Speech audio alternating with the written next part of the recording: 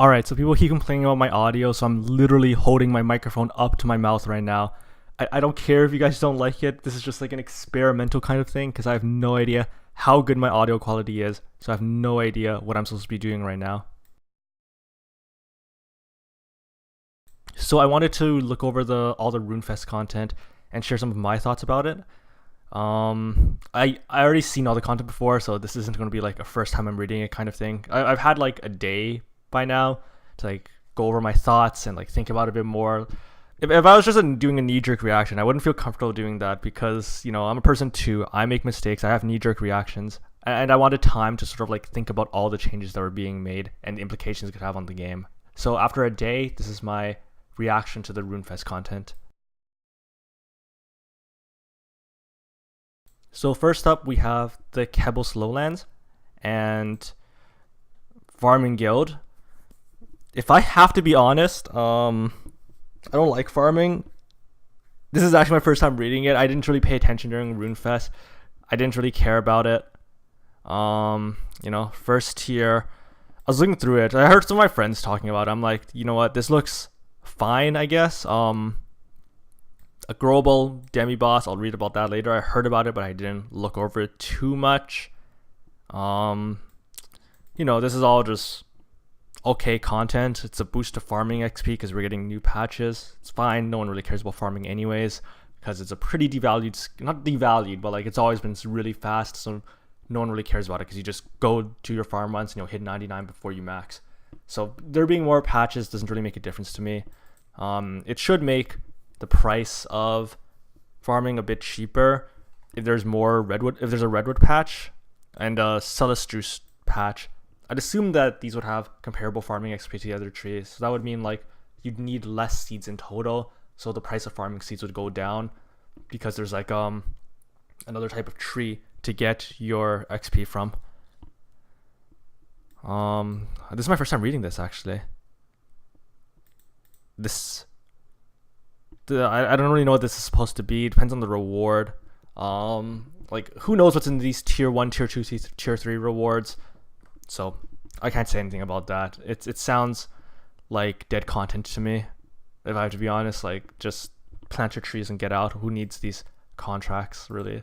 Just like get a contract. If it's a tree, plant it. If it's not, just ignore it, I guess. It's like it sounds to me like Slayer for farming. And honestly, it's like a massive XP boost. I definitely see this being dead content. Next we have okay. Oh, so you have to do farming contracts to get this demi-boss? Or randomly otherwise. Okay. Solo, which can... This sounds kind of like meme content, honestly. Like, maybe Iron Men use it, but... This honestly sounds kind of like... bad. At least for main accounts, because you use fertile soil anyways. So, you know. On the other hand, though, it would mean that you don't have to switch between Lunar and RCS Spellbook right now. Because what I do right now is I don't do it right now because I don't do farming anymore. But what I would have done is bring the Magic Cape, stay on Lunars for Ultra Fertile Soil, and then if my plant died, I'd switch to RCS Spellbook for Resurrect Crop to revive the plant. And then if it's... What is this going to say? Afterwards, I'd of course switch back to Lunars.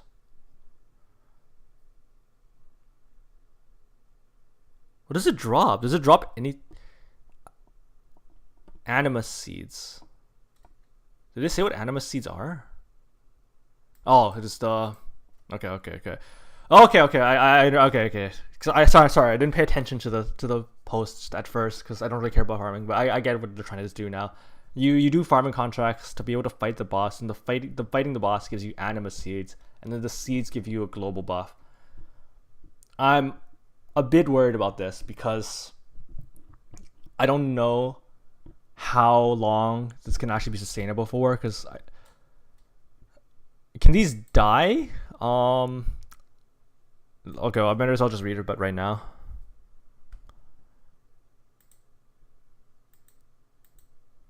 Buff to farming.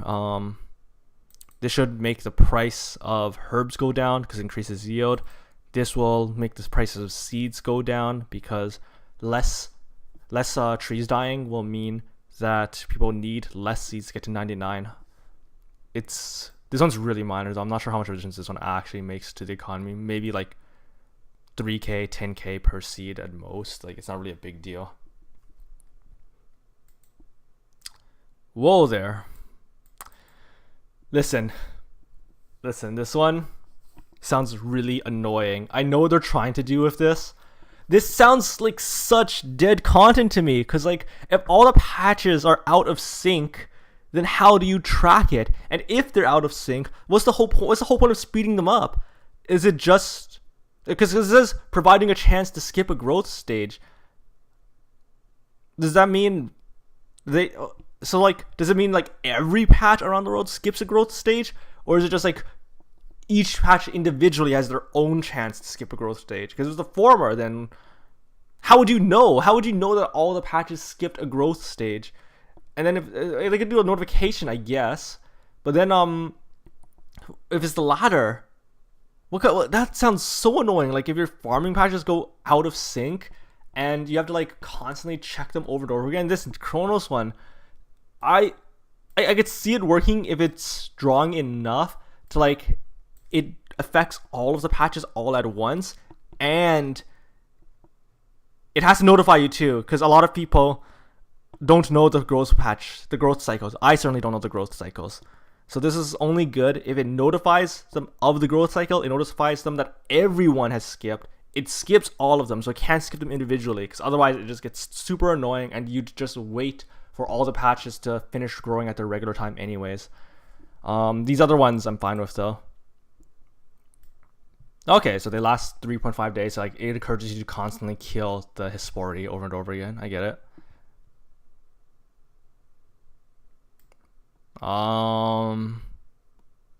So my issue with this is it adds a lot of alkables into the game. I'm not too into this. I'm probably gonna vote no to this.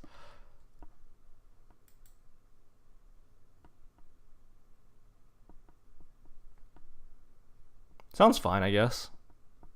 Instanced Redwood Tree. The place is dead anyway. It's not like there's that much competition.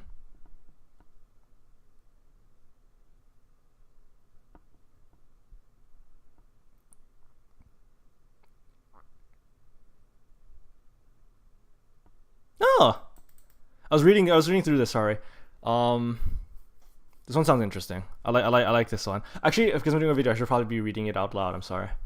So, white lily can be grown in flower patches around Gillinor. The seeds are only dropped by the Hespori, but they're tradable. White lily has the same growth time as other flowers and gives the farming experience. 42 for landing, 250 for harvesting.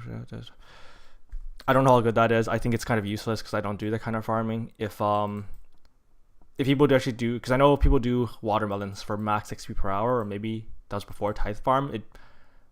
It sounds kind of useless to me. I don't know. Potato, cacti, and snapegrass. These ones I heard about. Sure, Iron Men seem to like them. Brimstone, this is the one that I was looking over a lot the other day. So Dragon Hosta, I don't like that it actually gives you a Hosta. I feel like it should give you a spear and then you spend gold to convert to a Hosta. Because the fact that it drops the Hostas just seems kind of odd to me. And like, it's really incongruous with the other parts of the game. I think it should just drop a Dragon Spear instead of the Dragon Hosta and then you turn it into a Hosta. The Slayer Master, I saw... I don't know how I feel about it. It's like, I'm gonna just be honest with you. I don't think it's good. If you're doing Slayer points, I feel like unless all the monsters they have are super low amounts, it's still better to do Turiel boosting or Wilderness Slayer for points meta.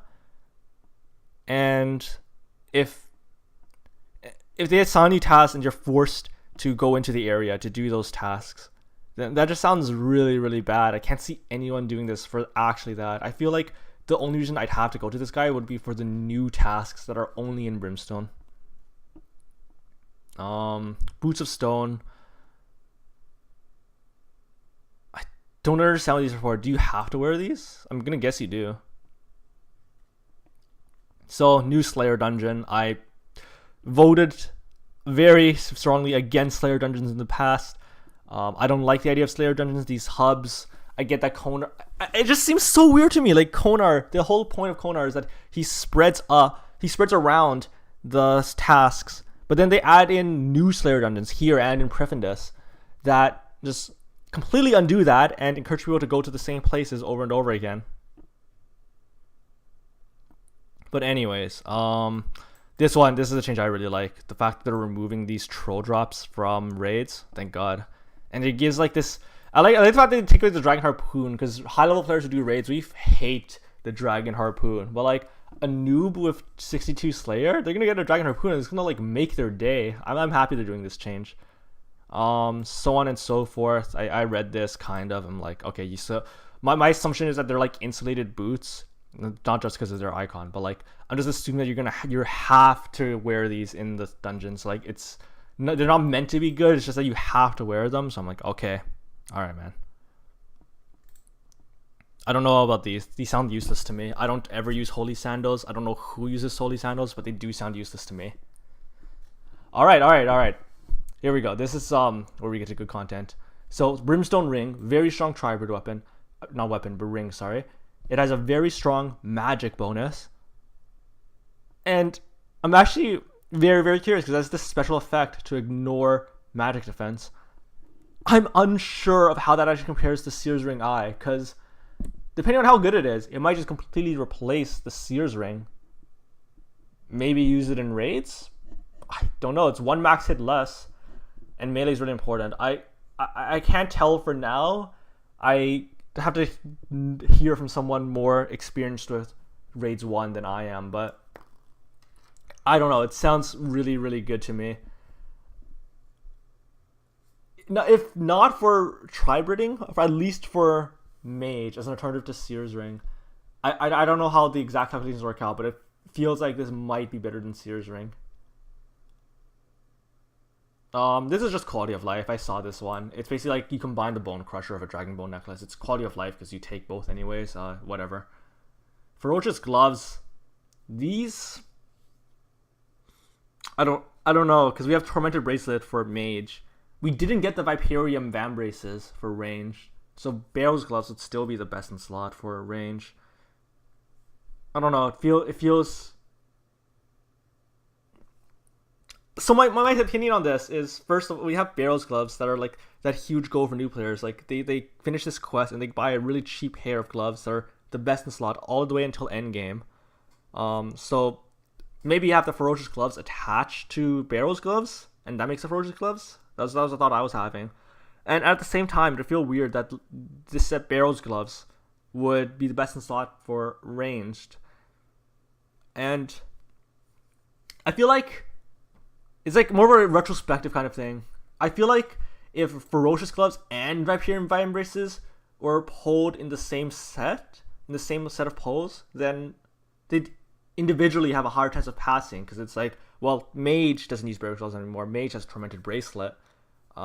If we have Ferocious Gloves and Viperium Vambraces in the same pull, then they'd be like, okay, let's give Mage and let's give range and melee another pair of best in slot gloves, and just have Barrel's Gloves be like this intermediate step until you get to the very end game. So I'm not too keen on replacing Barrel's Gloves. I'm fine with the idea that there has to be like an alternative to Barrel's Gloves, because I want there to be an incentive to like bring more switches and switch gear, because that's skillful. I don't know. It sounds really dumb. Like even when I'm thinking about it, like my reasoning sounds kind of dumb. But I don't like the fact that melee and mage have a set of best in slot gloves, while range still uses the tribrid Barrel's Gloves. So what I want to see is them pull Viperium Vambraces once again, and I don't even think it's that bad now, because a lot of people were complaining before about Viperium Vambraces being for ranged when ranged was best in slot. The Blowpipe and Twisted Ball are still pretty strong. I don't doubt that. It's just that, so we have the Dragon Hunter Lance now against Olm and Vorkath. This is a huge DPS increase. I'm pretty sure Dragon Hunter Lance is better than Scythe now, at least for Olm. Definitely for Rune Dragons and Vorkath. So Dragon Hunter Crossbow gets outclassed. Scythe of Vidr on large enemies is better than Twisted Bow. In most cases. There's still some exceptions, but in most cases, Scythe of Vidr is better than a Twisted Bow. Blowpipe is still insanely strong. I'm not going to doubt that. There's definitely very, very, very, very good reason to use a blowpipe, especially because it's so cheap. Justiciar and Grazi might be more reliable, but blowpipe is just so much cheaper, so much more damage. So blowpipe is still very strong. I do not deny that, but I definitely think that at least between melee and range, the two styles are balanced within each other now, where we can talk about maybe adding 1 or 2 more range strength. I don't know about the exact numbers, but I feel like we are in a position to add best in slot range gloves at the very least.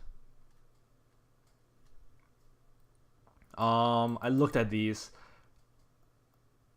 I don't know what's going on.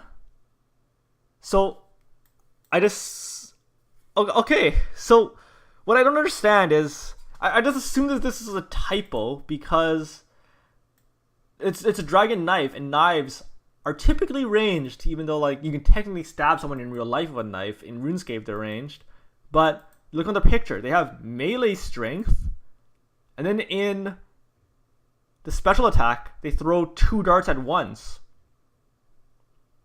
I don't know what this is. What the hell? I'm just gonna assume these are both typos. It should be 30 range strength, and it throws 2 knives at once. I mean, that's the only way it makes sense. It sounds like a PvP weapon. Maybe speedrunners use it for last hit on Zulrah? I don't know, but you know what? It doesn't sound like it's that overpowered. Fine with me, I guess. New bones, I don't really know about these. Like, it sounds kind of pointless. Who's really going to use these other than poor players, I guess, because they're in the mid game.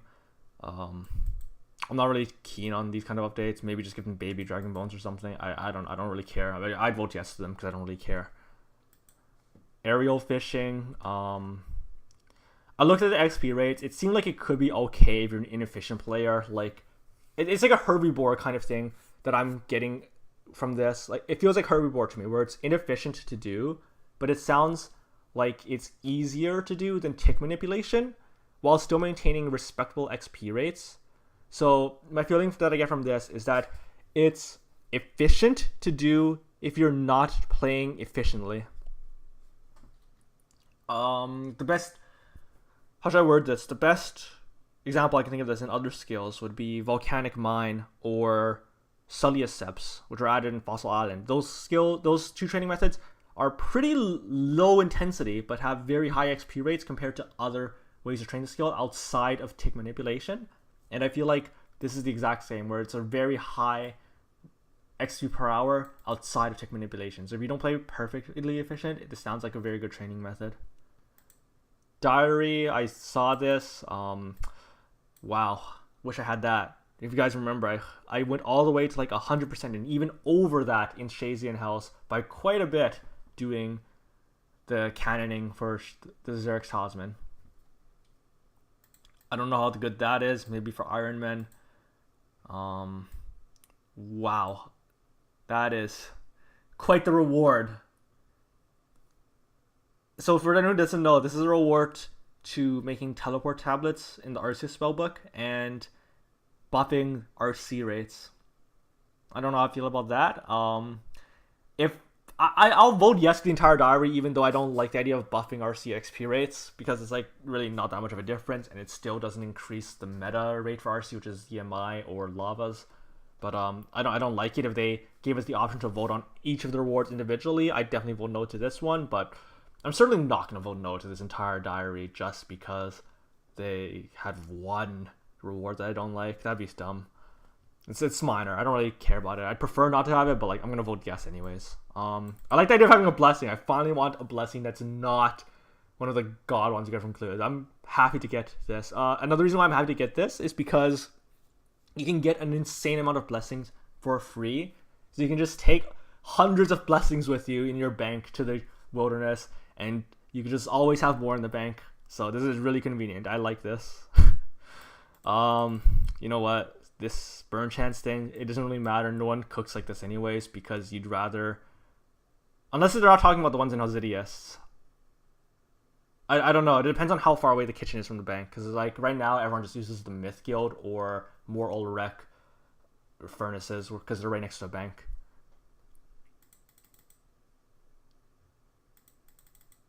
This one sounds cool. The Slayer helmet and Shazium Home 5-1. I don't use it because I'm not an Ironman, but I'm sure Ironman will love it.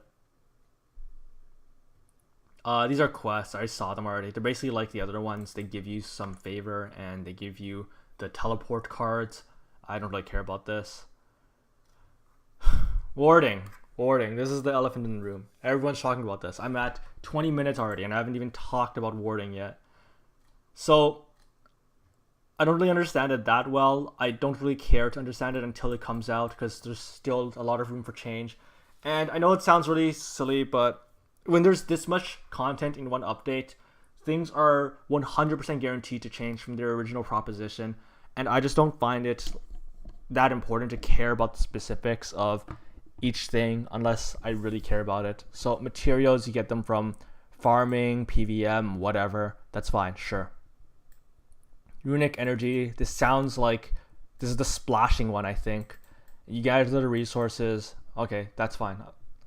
Warding, you get these from mining, buying shops, other players, so these are tradable. So okay. These, if they're tradable, I assume they're going to be tradable. You get from the GE. Runic energy is a resource. Is this tradable? Tiered resources. I don't know what this is like. That's the problem. I'd assume this has to be tradable because they wouldn't want people to just, what's it called, splash 24/7. So I assume that, I don't know what runic energy is, but I'm going to assume that you can trade it. Hopefully. I don't want to splash 24/7. That is so fucking boring. If I get forced to splash, like if I'm forced to gather runic energy by myself and actually splash on these monoliths, are you crazy? I'm definitely voting no to this skill if I have to do that. No way. Soapstone's tradable. Fine. Alright. Channeling lamps.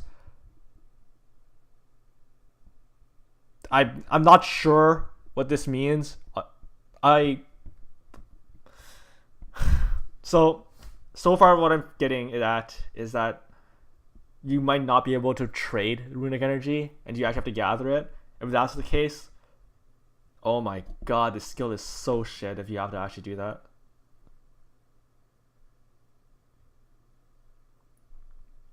So you have to train rune crafting to train this skill, then what's the point of it? It's just rune crafting anyways. I don't understand.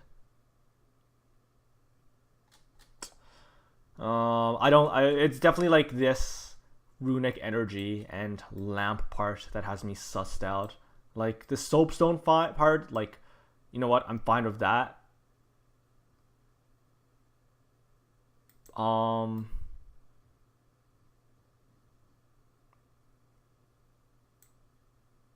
just like reading this over like multiple times.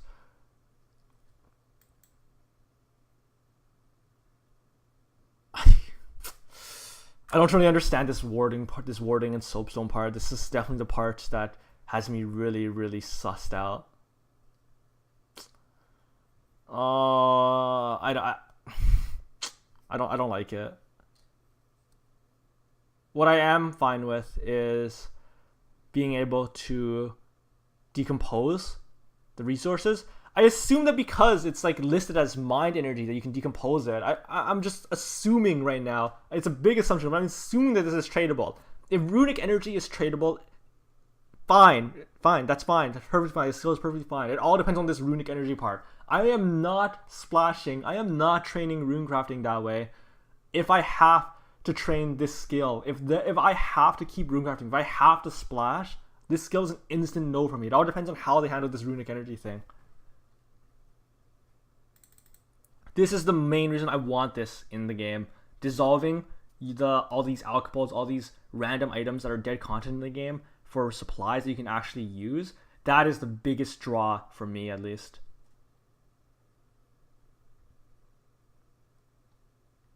Quest locked. This armor is going to be useless. I can tell you that right now. It's going to be throwaway armor that PvPers use. They leave in the wilderness and forget about it. All right.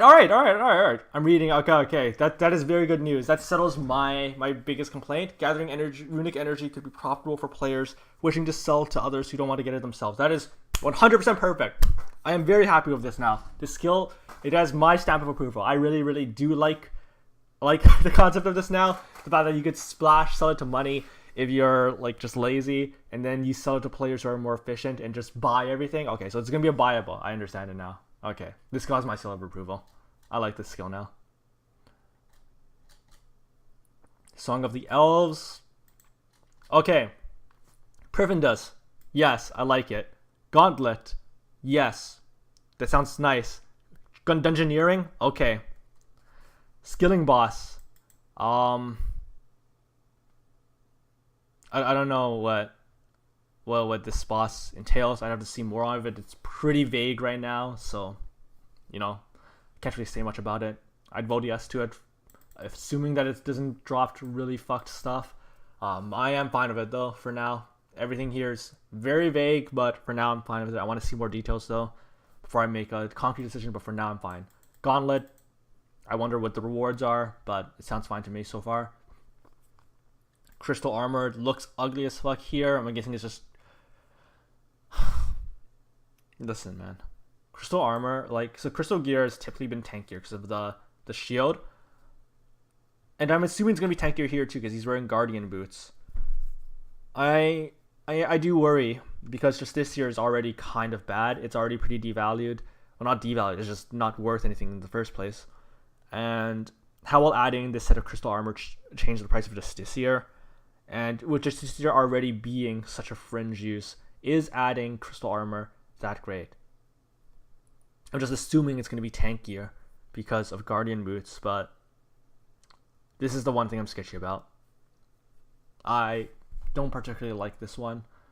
I remember on Runefest, it's not on here, but they mentioned having a Slayer dungeon. I think that's this thing over here.